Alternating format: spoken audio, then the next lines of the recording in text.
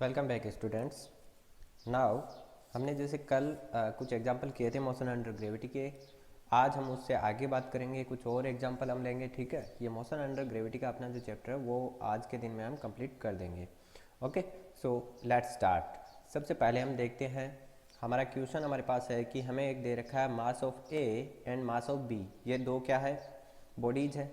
ये क्या कर रही है, ए और बी ऊंचाई से, हाइट से इनको क्या कर रहा है, गिराया जाता है। ठीक है, तो इन पिंडों के द्वारा ऊंचाइयों को तय करने में लगे समय का अनुपात हमें चाहिए। यानी क्वेश्चन क्या बोलना चाह रहा है, क्वेश्चन ये बोलना चाह रहा है एक बॉडी है हमारे पास ये वाली, जिसका जो कि बॉडी क्या है ए। ठीक है, दूसरी बॉडी हमारे पास है ये वाली जो है बॉडी बी। राइट, इन दोनों की हाइट्स हमें दे रखी है। हाइट, एक की हाइट है ए और दूसरे की हाइट है हमारे पास बी। करेक्ट, तो इसकी हाइट यहाँ से मान लो ये है ए, इसकी हाइट हमारे पास है बी। राइट, अब हमें पूछा है कि इसका जो टाइम है और इसका जो टाइम है, इन दोनों का रेशियो क्या होगा। टाइम का मीन्स कि यहाँ से यहाँ तक पहुँचने में इसको क्या टाइम लगेगा और इसको यहाँ से यहाँ तक क्या टाइम लगेगा। ठीक है, तो आपको पता है, जैसा कि हमने पहले बात भी की थी, कि टाइम जो होता है वो किस पे डिपेंड करता है। Time is equals to root of 2h/z। Correct, यही होता है फॉर्मूला हमारा। तो टाइम ऑफ ए बराबर क्या होगा, root of 2 height of A upon G. Correct, यानी मेरे पास हाइट ऑफ ए क्या है, ए है ओनली 4। ठीक है, तो यहाँ पे मैं ए को पुट अप कर दूंगा तो मेरे पास आ जाएगा टाइम ऑफ ए बराबर क्या आ जाएगा, root of 2a upon G. Correct, इसी तरह से मैं टाइम ऑफ बी निकालूंगा तो टाइम ऑफ बी जो है वो मेरे पास क्या आएगा, root of 2 height of B upon G. ठीक है, इसको आगे हम सोल्व करेंगे क्योंकि हाइट ऑफ बी क्या है, मेरे पास ओनली बी है, यहाँ पे दे रखा है। तो यहाँ से आ जाएगा आपके पास time of B is equals to root of 2b upon G. Correct, अब इन दोनों का मेरे को रेशियो चाहिए, यानी अपॉन में लगेगा। अपॉन में लगेगा, देखो रूट ऑफ 2 से रूट ऑफ 2 गया, रूट ऑफ जी से रूट ऑफ जी गया, बचा क्या भाई, root of A ratio root of B. Correct, तो राइट आंसर क्या होगा इसका, root of A ratio root of B. Actually C और डी आंसर यहाँ से गायब है, तो यहाँ पे आप आंसर सी लगा लो, root of A ratio root of B. अब इसको आप ऐसे मत बोल देना कि सर हम रूट ऑफ ए है और रूट ऑफ बी है, इन दोनों साइड में स्क्वायर कर देंगे। ठीक है, दोनों साइड में कभी भी स्क्वायर नहीं होता है, ये ध्यान रखना। स्क्वायर क्यों नहीं होगा, क्योंकि स्क्वायर का मतलब है मल्टीप्लाई करना। ठीक है, तो अगर ए का स्क्वायर करोगे इसका मतलब इसको ए से मल्टीप्लाई कर रहे हो आप, रूट ऑफ ए से। ठीक, और इसको आप किससे, रूट ऑफ बी से मल्टीप्लाई कर रहे हो, यानी कि दोनों साइड देखो अलग अलग चीज़ों से मल्टीप्लाई कर रहे हो। ठीक है, तो ये तो नहीं हो सकता ना। अगर हमारा कोई इक्वेशन है उसके दो तरफ आप सेम चीज़ से मल्टीप्लाई कर सकते हो, इधर ए से करोगे तो इधर भी ए से कर सकते हो मल्टीप्लाई। राइट, इधर बी से करोगे तो बी से भी कर सकते हो, लेकिन इधर ए से और इधर बी से ये नहीं हो सकता। ठीक है, तो इस तरह से ये root of A ratio root of B इसका राइट आंसर हो जाएगा। यहाँ से एक चीज़ और आपको सीखने को मिलेगी, वो क्या, देखो इसने क्वेश्चन में आपको ये भी कहा साथ में कि दोनों का मास अलग अलग है। मास एक का एम ए है, एक का एम बी है। ठीक है, तो यहाँ से आप कंफ्यूज कभी मत होना कि मास जो है ना उसका टाइम पे कोई इम्पैक्ट पड़ता ही नहीं है। क्यों, क्योंकि टाइम जो होता है वो बराबर क्या होता है, टाइम बराबर रूट ऑफ 2h/z। ये होता है, यहाँ पे देखो कहीं पे भी मास डिफाइन नहीं है अपना, यानी मास कुछ भी हो वस्तु का। कहने का मतलब है अगर एक 5 kg की वस्तु है वो ऊपर से नीचे की तरफ ड्रॉप की गई है, और एक 50 kg की वस्तु है वो नीचे की तरफ ड्रॉप की गई है, तो दोनों के द्वारा धरती पर यानी अर्थ पर आने का जो टाइम होगा ना, ये टाइम क्या होगा, बराबर होगा, इन कंडीशन कि ये दोनों सेम हाइट से ड्रॉप की गई हो। करेक्ट, तो अब आप समझ गए होंगे। रियल लाइफ में ये नहीं होता है, क्यों नहीं होता है, क्योंकि अभी हम यहाँ पे आइडियल कंडीशन मान रहे हैं जहाँ पे हमारे पास ओनली फॉर, यहाँ फोर्स किसका लग रहा है, ग्रेविटी का लग रहा है। ठीक है, जो रेजिस्टिव फोर्स है एयर का वो नहीं लग रहा है, लेकिन जब रेजिस्टिव फोर्स एयर का लगता है तो फिर वो क्या होता है कि इन दोनों के वेट पे भी डिपेंड कर जाता है। ठीक है, तो वहाँ तक अपने को नहीं जाना है, अपने को आइडियल केस ही एक बार देखना है। ठीक है, देखते हैं अगला क्वेश्चन।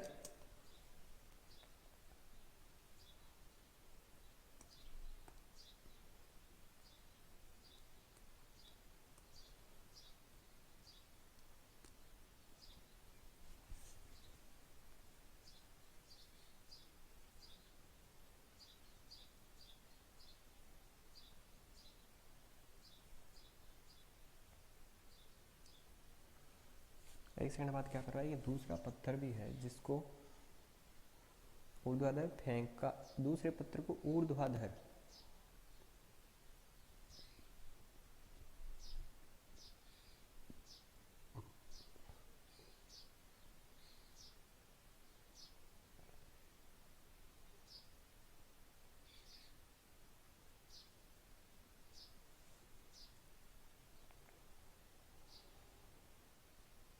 वेलोसिटी क्या होगी, ठीक है। एक साथ पानी में गिरने का मतलब है कि टाइम जो है ना इनके द्वारा लिया गया वो दोनों का बराबर है, यानी टाइम ऑफ, मान लो ए था, वो बराबर है टाइम ऑफ बी के। तो पहले का टाइम क्या था, root of 2 into H upon G, ठीक है, पहली हाइट। दूसरे का टाइम क्या होगा, रूट ऑफ 2h अपॉन जी। ये दूसरे के द्वारा लिया गया टाइम किस पे डिपेंड कर रहा है, हाइट पे। क्यों कर रहा है, जब हम गिराते हैं तब अलग बात होती है भैया, ये फेंक रहा है यहाँ, ठीक है ना। देन इस कंडीशन में क्या होगा, आपको पहले का u, देखो u ऑफ a दे रखा है कितना 0, u ऑफ b दे रखा है कितना b, ठीक है। इसका एक्सेलेरेशन आपको g दे रखा है, इसका एक्सेलेरेशन भी आपको g दे रखा है, इसका टाइम जो है वो भी आपको t दे रखा है, इसका टाइम भी आपको t ही दे रखा है, करेक्ट।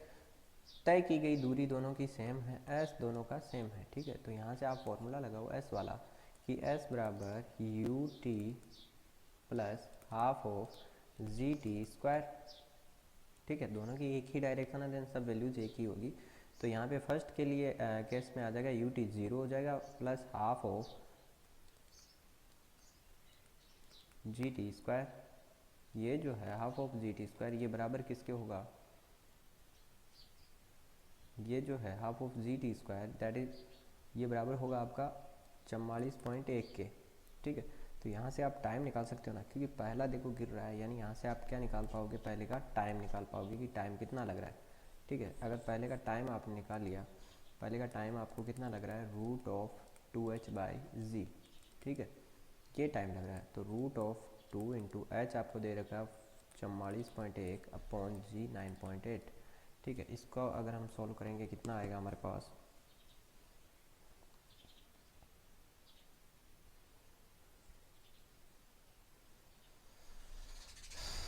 देखो भैया यहाँ आएगा, भाई रूट में दे रखा है तो रूट में आ गया 2 इंटू 44.1 कितना, 2 गुणे 44.1 कोष्टक बंद, सॉरी परसेंटेज नहीं, रॉन्ग, रूट ऑफ 2 इंटू 44.1, यह 2 इंटू 44.1 का रूट बटे 9.8 बटे 9.8, ठीक है। इसकी वैल्यू आ जाती है आपके पास 0.95,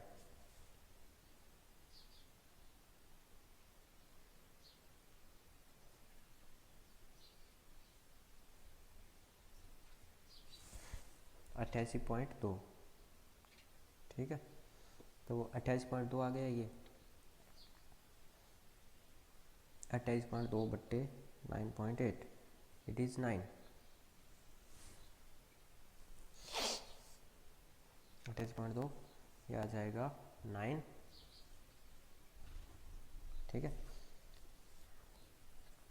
28.2 ये आ जाएगा 9 का रूट हो जाएगा, ठीक है, कितना 3। तो हमारे पास टाइम कितना है 3 मिनट का, 3 मिनट का टाइम मेरे को लग रहा है, ठीक है।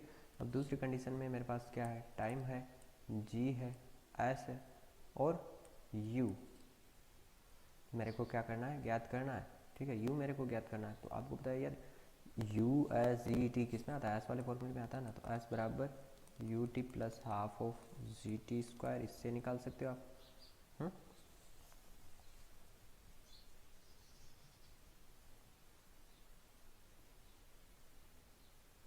एस कितना है 44.1 बराबर यू कितना है पता नहीं, इंटू टी कितना है मेरे पास 3, यानी ये हो गया 3u plus half of G 9.8 into 9, ठीक है, ये वाला बन गया।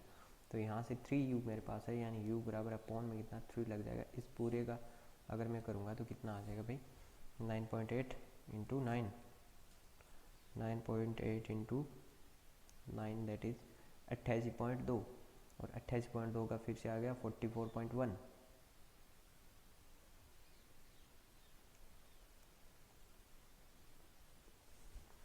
Half of G T square तो ऑलरेडी दे रखा है ना, कितना 44.1।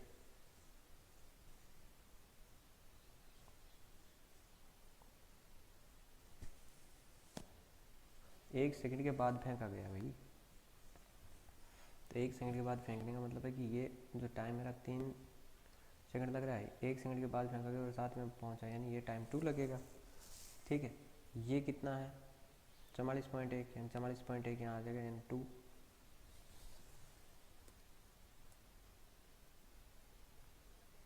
नहीं, पहले का टाइम जो आया मेरे पास कितना आया, अब मेरे पास टाइम जो 1 है वो आ गया 3 सेकंड का। ठीक है, तो टाइम 2 जो ले रहा है वो ले रहा है आपका 2 सेकंड का। ठीक है, अगर 2 सेकंड टाइम में मेरे को ये वाली दूरी तय करनी है तो मेरा u क्या होना चाहिए। ठीक है, तो इस कंडीशन में मेरे पास एक तो फॉर्मूला था v equals to U plus, वो नहीं लगेगा, यहाँ वी स्क्वायर वाला लगा दो, V square equals to U square plus, लेकिन v मेरे पास है ही नहीं ना, तो v वाला कहाँ से लगाऊँ, मेरे पास है क्या, s है मेरे पास। ठीक है, तो s वाला लगा दो, s equals to U T plus half of G T square. ठीक है, तो यहाँ पे s कितना है 44.1 इजिकल्स टू u कितना है मेरे पास, I don't know, into T 2 है प्लस 1/2 इंटू जी 9.8 है, इंटू टी कितना है 2 है, यानी 4 हो गए, इससे ये कटा 2। ठीक है, अब इससे मल्टीप्लाई किया, यहाँ पे भी 2 है, यहाँ पे भी 2 है, हाँ, तो 2 को डायरेक्टली इसके नीचे में भेज दो ना, ये लो 2 बाहर आया और 2 नीचे आ गया, और फिर 2 अगर बाहर आया तो u प्लस दैट वैल्यू, तो इस वैल्यू को माइनस कर दो, कितना 9.8, ये हो जाएगा भाई। अब 2 से काटेंगे तो 22.05 बचेगा, ये 22.05 माइनस 9.8। ठीक है, कितना आया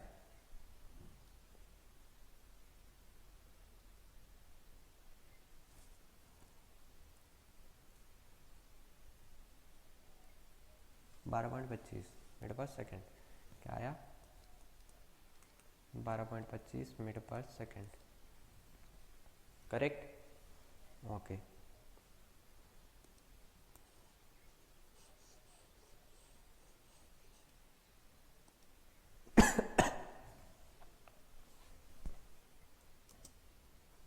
ओके फ्रेंड्स, नेक्स्ट क्वेश्चन हमारा है जिसमें हमें बोल रहा है कि पानी पर बने 44.1 मीटर ऊंचे पुल से एक पत्थर को पानी में गिराया जाता है। ठीक है, यानी हमें यहाँ पे हाइट दे दी है और उस हाइट से किसी पत्थर को गिराया जा रहा है। एक सेकंड के बाद में दूसरा पत्थर ऊर्ध्वाधर नीचे की ओर फेंका जाता है। ठीक है, तो दोनों पत्थर एक साथ पानी में गिरते हैं और दूसरे पत्थर का प्रारंभिक वेग हमें पूछा है। ठीक है, देखो इसकी क्वेश्चन की लैंग्वेज आप पढ़ सकते हो। क्वेश्चन में क्या बोल रहा है, पहला पत्थर जो है ना उसको तो गिराया जा रहा है, ठीक है, यानी उसको जस्ट छोड़ा जा रहा है, लेकिन दूसरा पत्थर जो है इस पत्थर को फेंका जा रहा है। फेंकना और गिराना दोनों अलग अलग चीज़ें हैं। गिराया गिराया जा रहा है, दैट मीन्स उसके ऊपर कोई फोर्स नहीं लगाया गया है, उसको जस्ट छोड़ दिया। लेकिन फेंकने का मतलब उसके ऊपर कुछ ना कुछ फोर्स लगाया गया है। ठीक है, और फोर्स लगाया गया है यानी उसको प्रारंभिक वेलोसिटी कुछ दी गई है एक्स्ट्रा, जिससे कि वो आगे मूव कर रहा है। ठीक है, तो यहाँ पे ये दोनों का डिफरेंस है। चलो करते हैं। तो इसके लिए हमें क्या बोल रहा है, देखो हमें कंडीशन दे रखी है कि दोनों एक ही समय पे नीचे जो है पुल के अंदर पहुँच रहे हैं, जो पानी है उसके अंदर पहुँच रहे हैं, एक ही समय में पहुँच रहे हैं। देन इसका मतलब है कि दोनों का टाइम जो होगा वो क्या होगा, सेम, लेकिन पूरा टाइम सेम नहीं होगा, क्योंकि ये 1 सेकंड के बाद यहाँ से नीचे की तरफ आया है। ठीक है, यानी पहला पत्थर अगर t टाइम ले रहा है तो दूसरा पत्थर जो है वो क्या ले रहा है, t में से 1 सेकंड कम ले रहा है, t-1 टाइम ले रहा है। ठीक है, अब पहला पत्थर चूंकि गिराया गया है तो गिराने की कंडीशन में t हमारा क्या होता है, √2h/g, यही होता है।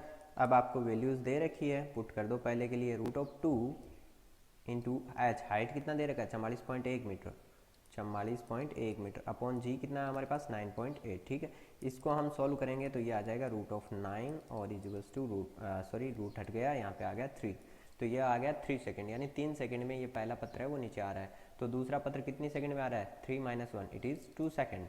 ठीक है, तो हमें दूसरे पत्थर का टाइम भी मिल गया है कि दूसरा पत्थर 2 सेकंड में नीचे आ रहा है। अब अगर दूसरा पत्थर 2 सेकंड में नीचे आ रहा है तो दूसरे पत्थर में हमें ज्ञात क्या करना है, हमें निकालना है इसका u। हमें दे क्या रखा है, हाइट दे रखी है, ठीक है, और हमें g दे रखा है, हमें t दे रखा है। ठीक है, ये इतनी चीज़ें हमें दे रखी है और हमें क्या पूछ लिया इसने, u पूछ लिया। देन इस कंडीशन में हम फॉर्मूला कौन सा लगाएंगे, जिसमें हमारी हाइट g और t हो और u भी हो साथ में, तो वो वाला फॉर्मूला है हमारा नंबर 2। टू फॉर्मूला क्या बोलता है कि एस बराबर क्या होता है you T plus half of G T square, यही बोलता है। तो यहाँ से एस जो है, चूँकि एस भी नेगेटिव डायरेक्शन में ही है, यू भी नेगेटिव में भी है और जी भी नेगेटिव डायरेक्शन में ही है। आप चाहो साइन कन्वेंशन रख सकते हो, चाहो तो साइन कन्वेंशन को हटा सकते हो, क्योंकि इससे नेगेटिव यहाँ आएगा, ये भी नेगेटिव, नेगेटिव नेगेटिव को अगर मैं कॉमन ले लूँगा और इससे काट दूंगा तो फिर सारे पॉजिटिव, ठीक है, तो यही वाला बनेगा।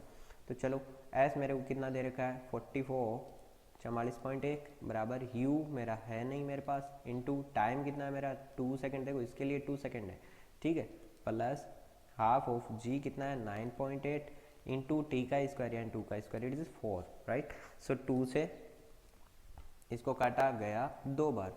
अब यहाँ पे कितना बच गया मेरा, यहाँ पे आ गया मेरा 44.1 बराबर यहाँ पे बच गया मेरा 2u प्लस यहाँ पे बच गया मेरा 2 इंटू 9.8, ठीक है, तो ये हो गया 2 इंटू 9.8, राइट।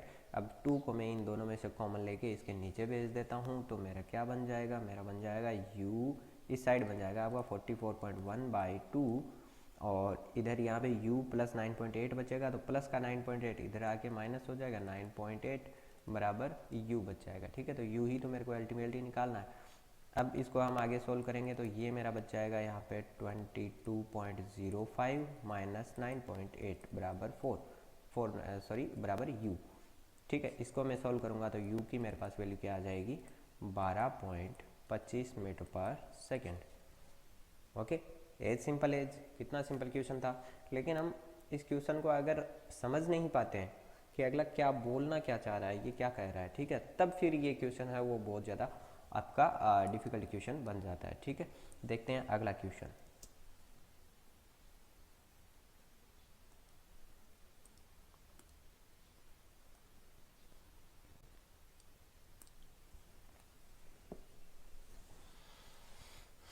एच ऊंचाई की मीनार से स्वतंत्र गिराया जाता है, यह पिंड पृथ्वी तक पहुंचने में टी सेकंड का टाइम लेता है, तो t/2 सेकंड के पश्चात पिंड की स्थिति कहाँ होगी। तो t/2 टाइम के बाद में पिंड की स्थिति आपको ज्ञात करनी है। t/2 टाइम के बाद में पिंड की स्थिति आपको ज्ञात करनी है भैया। t टाइम ले रहा है तो मुझे पता है t टाइम ले रहा है, यानी इस कंडीशन के लिए मेरा क्या होता है s बराबर क्या होता है मेरा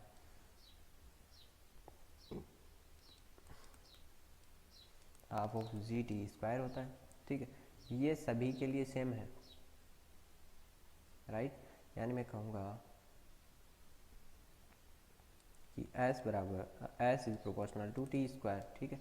तो s is proportional to T square है, तो मैं अगर कहूँ कि s1 is proportional to T square then s2 is proportional to t/2 का स्क्वायर, यही तो दे रखा है मेरे को, ठीक है। यानी अब इन दोनों का अगर मैं अनुपात निकालूँ तो मेरे पास आएगा भाई s1/s2 बराबर t² इंटू 4, ये दोनों कट गए, यानी यहाँ से आ गया मेरा कि s1 जो है वो बराबर होगा 4 इंटू s2, यही तो है, s1 बराबर 4 इंटू s2।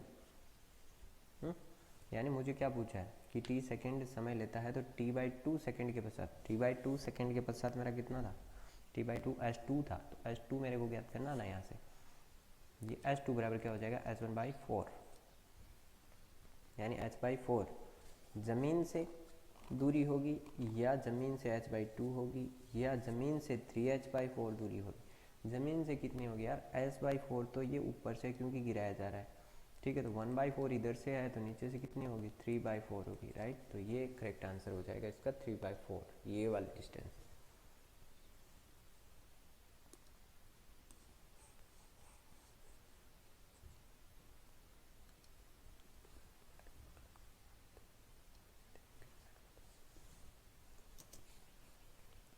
आगे फ्रेंड्स, नेक्स्ट क्वेश्चन हमारा है कि एक पिंड है जो कि h ऊंचाई की मीनार से स्वतंत्र पूर्वक गिराया जा रहा है, ठीक है। यह पिंड पृथ्वी तक पहुंचने में t सेकंड का समय लेता है, तो t/2 सेकंड के पश्चात इसकी स्थिति कहाँ पे होगी, ठीक है। तो यानी एक t सेकंड दे रखा है, एक t/2 सेकंड दे रखा है। हमें पता है कि जो डिस्टेंस जो ट्रेवल करता है, अगर ऊपर से कुछ गिराया जा रहा है, ठीक है, और वो जो डिस्टेंस ट्रेवल करता है वो किसके प्रोपोर्शनल होती है, t के स्क्वायर के प्रोपोर्शनल होती है। कैसे होती है कि s बराबर क्या होता है ut plus half of G T square, यही होता है ना, राइट। लेकिन यहाँ पे चूंकि स्वतंत्रता पूर्वक गिराया गया है यानी यू तो उसका कुछ है नहीं, तो ये टर्म क्या हो जाती है अपनी जीरो हो जाती है, ठीक है। और हाफ ऑफ जी जो है वो एक्चुअली कांस्टेंट होता है क्योंकि इसमें कभी भी कोई परिवर्तन नहीं होता है, हाफ ऑफ जी ऑलवेज भी कांस्टेंट, यानी एस जो है वो डायरेक्टली किसके प्रोपोर्शनल हो जाता है, समानुपाती हो जाता है, ये टी स्क्वायर के समानुपाती हो जाता है, ठीक है। इतना तो आप सभी को पता है। अब आ जाओ, यहाँ पे हमारी पहली कंडीशन में टाइम कितना है, टी है, यानी पूरी में कितना टाइम है, टी है, यानी ये आप लिख सकते हो S1 बराबर कितना होगा, टी स्क्वायर के बराबर होगा। यहीं दूसरी जो डिस्टेंस लेगा उसमें टाइम कितना है, T/2 टाइम है, यानी S2 जो है वो कितना होगा, T/2 के स्क्वायर के बराबर होगा, राइट। तो यहाँ से आपका S2 कितना आ जाएगा, S2 T/4 आ जाएगा, करेक्ट। अब आपको पूछा है कि H2 जो है वो H की टर्म में कितना होगा, ठीक है। तो यहाँ से आप अगर इन दोनों को देखोगे तो इन दोनों का रेशियो क्या निकल रहा है, देखो S1 और S2 का रेशियो आप निकालोगे, ये लो भैया S1, ये लो S2, ठीक है। S1/S2 कर देते हैं, तो S1/S2 किया तो ये हो गया टी स्क्वायर और ये हो गया T²/4, तो टी स्क्वायर कट गया तो बचा क्या, 4 कहाँ बचा, ऊपर की तरफ चला गया, देखो ऐसे T²/4, तो ये T² कट गया और ये 4 ऊपर चला गया, ठीक है।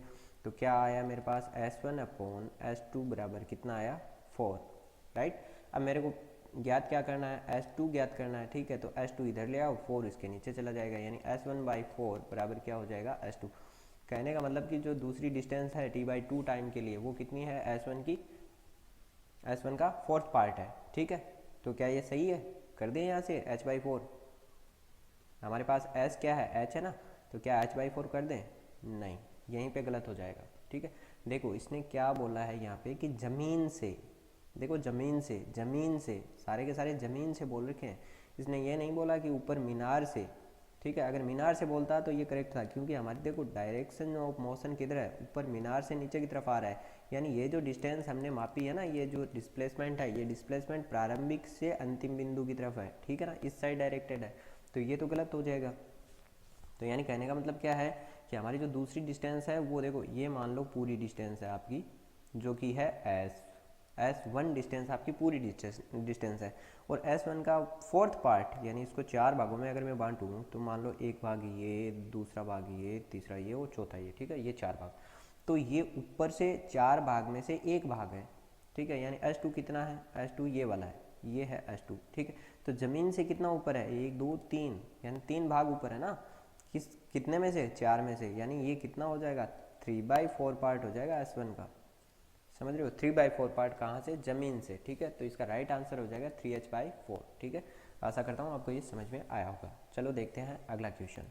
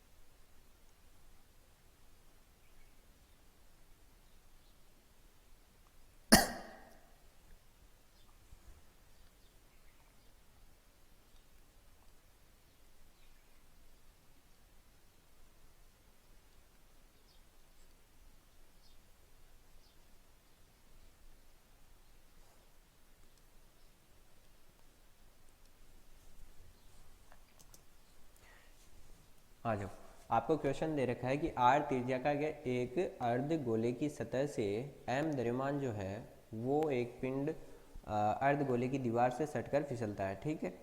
अब अर्ध गोले के निम्नतम बिंदु पर पिंड का वेग बताइए, यानी कहने का मतलब है कि ये कोई अर्ध गोला है, इस अर्ध गोले की दीवार से सटके ये एम द्रव्यमान का पिंड है जो कि यहाँ से मोशन कर रहा है, ठीक है, नीचे की तरफ आ रहा है ये, और इसका यहाँ पर इस पॉइंट पे वेग जो है, वेलोसिटी है वो क्या होगी वो हमें बतानी है, ठीक है। तो आप यहाँ पे क्या इसको एजम कर पा रहे हो कि इसमें देखो हो क्या रहा है, इसमें एक्चुअल में कोई अदर फोर्स नहीं है, दैट मीन्स यहाँ पे ओनली ग्रेविटी है, और मैंने आपको बताया कि ग्रेविटी एक कंजर्वेटिव फोर्स है। कंजर्वेटिव फोर्स कौन सा होता है? कंजर्वेटिव का मतलब कि उसमें जो इसकी वेलोसिटी होती है वो वेलोसिटी पाथ पे डिपेंड नहीं करती है, वो चाहे किसी भी पाथ से घूम के आए, ठीक है, उसका प्रारंभिक और अंतिम बिंदु जो होता है उसी पे डिपेंड करती है, ठीक है। तो हम देखते हैं ग्रेविटी के अंतर्गत अगर ये पिंड यहाँ से यहाँ तक आया, यानी इसने ग्रेविटी में कितनी ट्रेवल की? ग्रेविटी में तो एक्चुअली ये इस हाइट पे था और इस हाइट से इस हाइट तक आ गया, यानी इसने कितना ट्रेवल किया होगा? आर, क्योंकि आर क्या है? इसकी रेडियस है ना इस गोले की, तो ये आर होगी, तो ये आर इसने ट्रेवल किया होगा, यानी हमारे पास हाइट कितनी है इसकी? आर है। ओके, देन वेलोसिटी हमारे पास क्या होती है? वेलोसिटी का फॉर्मूला होता है रूट ऑफ 2gh, हाइट होती है, तो यहाँ पे लगा दो v बराबर रूट ऑफ 2g, h की जगह मेरे पास क्या है? r है, ठीक है। यानी यहाँ से सिंपल सा क्या आ गया? v is goes to root of 2g r, v is goes to root of 2g r, that's all. ये हो जाएगा इसका आंसर।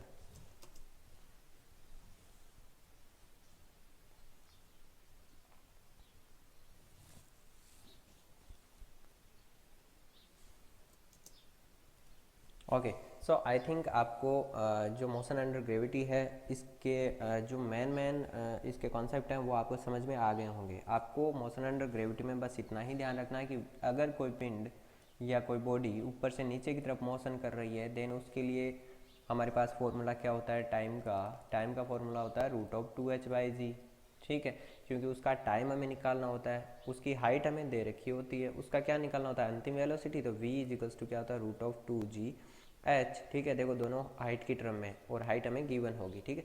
अब अगर कोई चीज़ को हम नीचे से ऊपर की तरफ फेंक रहे हैं, यानी हम थ्रो कर रहे हैं, देन हमें u उसका दिया होगा, यानी u की टर्म में मेरे को चाहिए, तो u की टर्म में अगर टाइम निकालना है तो t बराबर u/g कर दो, ठीक है। और इसी कंडीशन में ऊपर v जो क्या होगा वो क्या होगा? 0 होगा, तो हमें क्या निकालना होगा? हाइट निकालना होगा, ठीक है। तो हाइट हम डायरेक्टली यहाँ से निकाल सकते हैं, क्या हो जाएगा? रूट ऑफ 2, हाइट जो है वो क्या हो जाएगा? यहाँ से देखो इसी फॉर्मूले से हाइट क्या आ जाएगा आपका? इस फॉर्मूले से हाइट आपका आ जाएगा v² यानी u², ये रूट नहीं होगा, सॉरी, ये होगा u²/2g, करेक्ट। हाइट कितना हो जाएगा? u²/2g, that's all. बस इतना ही है इसमें मोशन अंडर ग्रेविटी में, और कुछ नहीं है। बस आपको ओनली क्वेश्चन की लैंग्वेज को समझना है कि क्वेश्चन आखिरकार बोलना क्या चाह रहा है, ठीक है। मिलते हैं अपने अगले लेक्चर में, जो कि अपन नेक्स्ट पार्ट को स्टार्ट करेंगे 2D मोशन, जिसमें हम प्रोजेक्टाइल वगैरह की बात करेंगे।